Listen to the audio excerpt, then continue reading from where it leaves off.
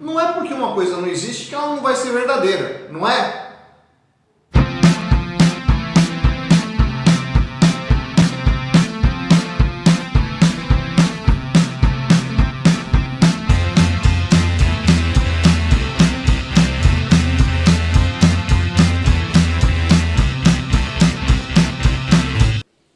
Sim, vamos voltar a falar aí sobre história do imaginário. Semana passada eu fiz um vídeo sobre a mitologia das sereias e o resultado foi bastante positivo aí, bastante gente comentou aí no vídeo, e aí eu resolvi então ampliar o leque, né, já que está agradando essa temática, e hoje a gente vai falar aí sobre unicórnios. Bom, na semana passada, quando eu fui lá falar sobre sereias, eu estava falando desse mito aí, que ele é bastante comum numa série de territórios ali. Você vai encontrar figuras parte mulher, parte peixe, né, ali na África, na Ásia, na América. Agora, o unicórnio não. O unicórnio foi um mito assim tipicamente europeu. Você encontra alguma referência de algo que pode se assemelhar a isso em mitologia chinesa, mas não é exatamente a ideia de unicórnio. O unicórnio, né, ele é um ser mitológico que vai estar presente ali na Europa e vai marcar como um mito medieval, mas que vai ter desdobramentos, né? Você tem uma permanência ali do mito do unicórnio no Renascimento, no Barroco, mas ali não mais como um mito, né? Mas muito mais como algo simbólico, muito mais como algo representativo que vai se expressar dentro da arte, mas não mais na crença do unicórnio com essa possibilidade, né? Como as histórias de fantasmas e coisas do gênero. Vamos lá então. Por que esse mito, que vai ser predominante europeu, você vai encontrar reflexos dele na Ásia, como por exemplo na China? Muito possivelmente por causa de um animal chamado Elasmotherium, um tipo de rinoceronte peludo, né, que viveu com o homem ainda na pré-história, durante a última glaciação. Então, na última era do gelo, nós convivemos com uma série de animais aí, entre eles o Elasmotherium, né, que é chamado de rinoceronte peludo, né, por obviamente ser peludo, e ele tinha as patas mais longas dos que os rinocerontes que nós temos hoje, e um corpo assim, não tão largo, né, um corpo mais delgado, o que levava a proximidade com um animal que a gente conhece por cavalo, e tendo o chifre, né, protuberante do meio do focinho, né, um único chifre, né, o que possivelmente essa ideia de um ser que se assemelhava a um cavalo com um chifre no meio do focinho, possivelmente esse ser, né, e o convívio que os humanos tiveram com ele vai ajudar a compor, mas isso é especulação. Onde que se encontraram elasmothérios? Principalmente ali naquela região entre a Ásia e a Europa, ali onde vai estar a Rússia, Letônia, Lituânia, né? Naquela região você vai encontrar uma grande concentração desse tipo de animal. Vamos dar uma olhada nele para conseguir imaginar aí como é que isso vai construir a imagem do unicórnio. Dá uma olhada nisso. E aí, conseguiu perceber alguma semelhança entre o tal do Elasmotherium e o unicórnio? Sim, ele realmente não parecia um cavalo propriamente dito, mas dá para imaginar então como é que essa construção foi sendo feita.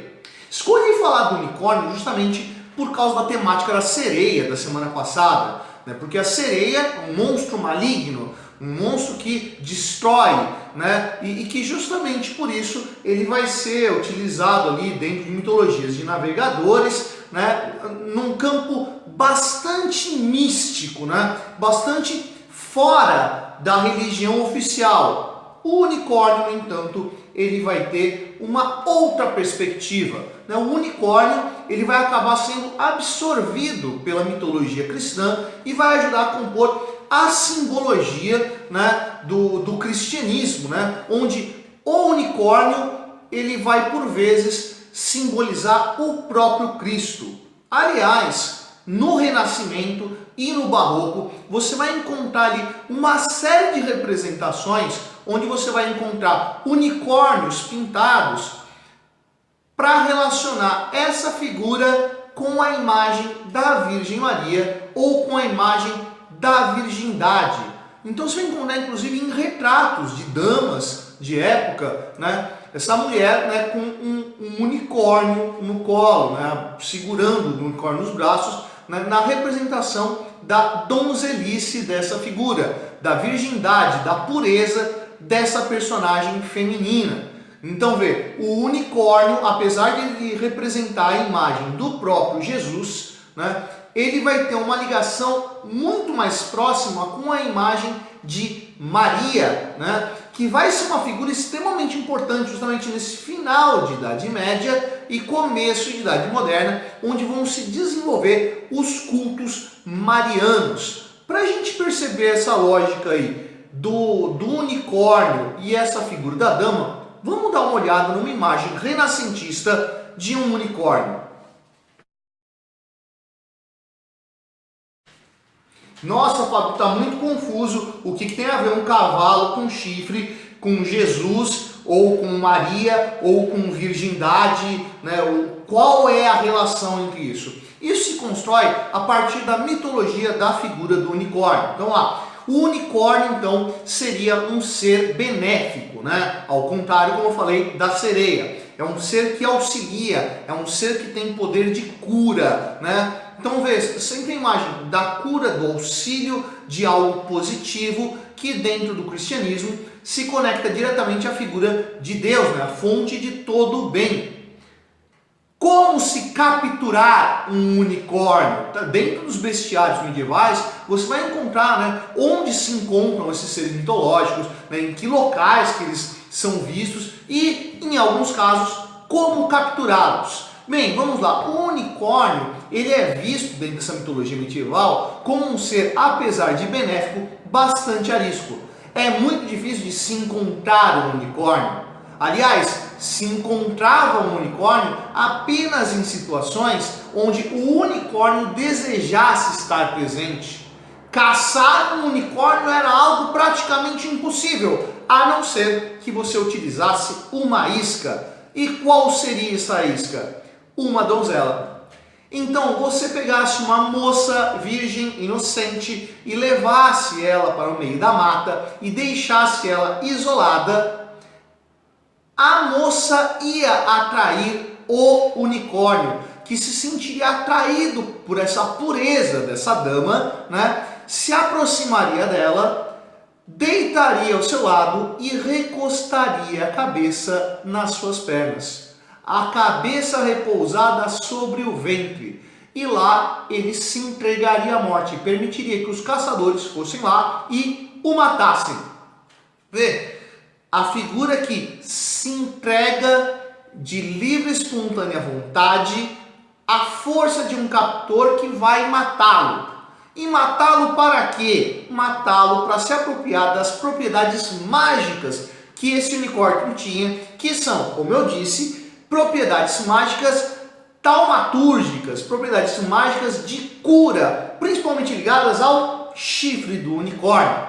Então, uma figura pura, boa, que auxilia, que entrega a vida de própria vontade, recostado ao ventre de uma virgem. Toda a relação aí com a imagem de Jesus, né? E essa construção aí de, cara, você vai matar o unicórnio? Então, se tem gente que caça o unicórnio, cadê a prova disso? A prova disso estava no elemento utilizado para essas figuras de cura, o chifre de unicórnio, que era bastante comercializado em feiras medievais entre produtores de remédios e de feitiços, ou seja lá o que fosse. Chifre de unicórnio era algo extremamente comercializado. Fábio, você está exagerando agora. O unicórnio não existe. Como é que alguém vai comercializar um chifre de unicórnio? Simples. O chifre de unicórnio, ele tinha uma imagem reconhecida por qualquer pessoa inserida nessa mentalidade do imaginário do unicórnio. O chifre do unicórnio não era um chifre curvo, como você vai encontrar por dentro da cabeça de uma vaca. É um chifre muito reto, né? E esse chifre muito reto, ele é espiralado. Esse chifre reto e espiralado vai ser retirado de um outro ser, que aliás isso não é um chifre, é um dente, né? E vendido como chifre de unicórnio.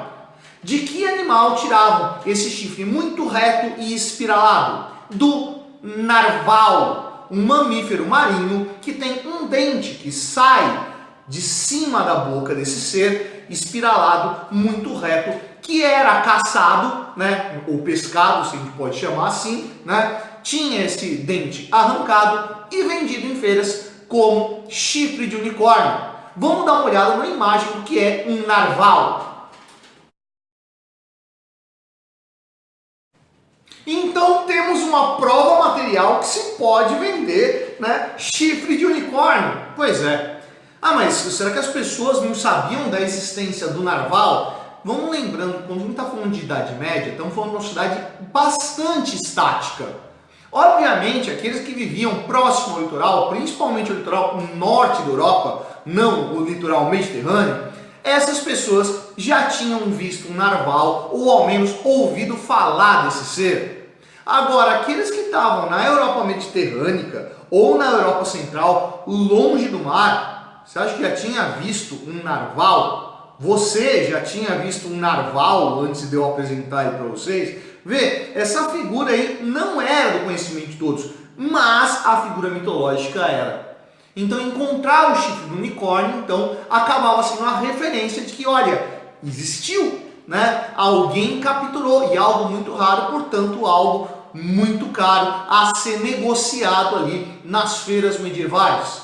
Vê a construção dessa imagem, o unicórnio, o ser relacionado com Jesus, aliado ao culto marista, né, que, como eu disse, começa a se desenvolver na segunda metade da Idade Média e avança pelo Renascimento, pelo Barroco, nessa valorização da figura da mulher, que até então era algo um pouco mais descartado na sociedade europeia. A mulher começa a cumprir um papel de maior importância, de maior destaque, e aí aparece o culto marista, né? O culto à mãe de Jesus como uma figura feminina bastante importante, né? Que vai aliar a essa figura do unicórnio como símbolo de força, a ponto de alguns nobres da Europa utilizarem dentro da heráldica, né? Dentro da simbologia dos brasões, dos escudos, a figura do unicórnio como um símbolo familiar. Né? Vamos dar uma olhada aí em alguns símbolos de heráldica, né, que vai utilizar o unicórnio. E existe um provérbio espanhol que eu gosto bastante, que diz o seguinte: "Eu não creio em brujas, pero que las hay". Não acredito em bruxas, mas que existe, existe. Vai que, né?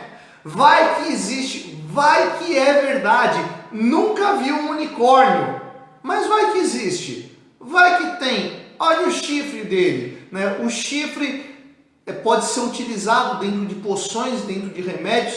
Tem um efeito curativo, né? Você tem a representação de que ele é real, que existe uma técnica toda para caçar. Então, deve ser verdade, não é?